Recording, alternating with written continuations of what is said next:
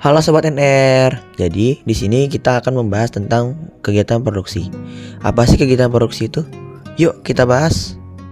Kegiatan produksi adalah kegiatan menghasilkan produk baik barang maupun jasa.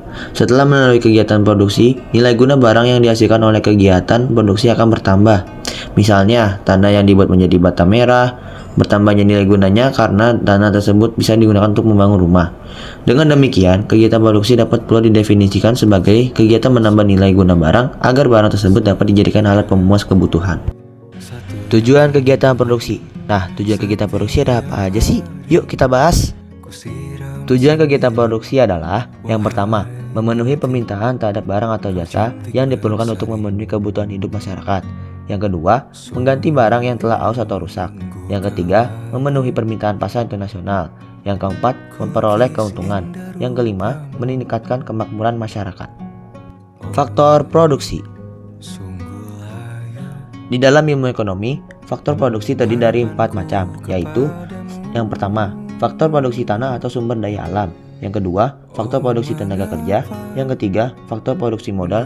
Yang keempat, faktor produksi kewirausahaan.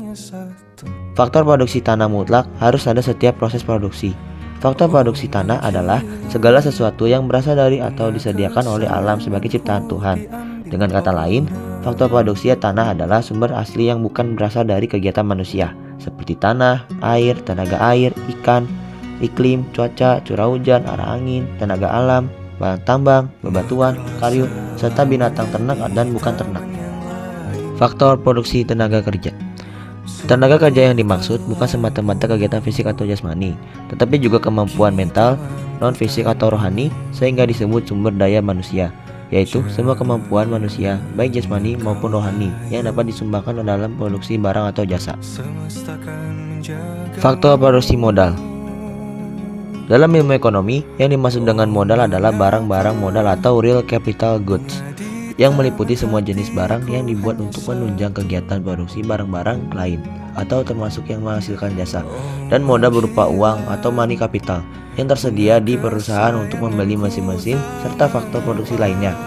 Sebagai contoh, seorang tidak dapat menenun kain dengan menggunakan uang, namun uang dapat digunakan untuk mendapatkan mesin tenun.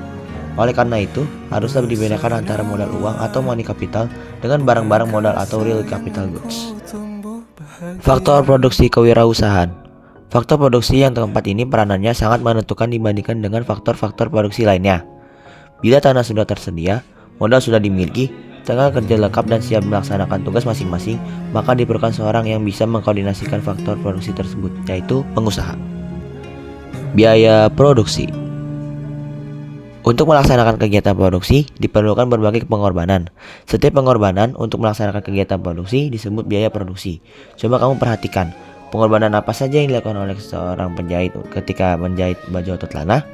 Pengorbanan yang dikeluarkan oleh seorang penjahit secara kasat mata adalah bahan baku berupa kain, kancing, dan benang. Pengorbanan tersebut nyata, terjadi bahkan bisa kita lihat dalam barang hasil produksi.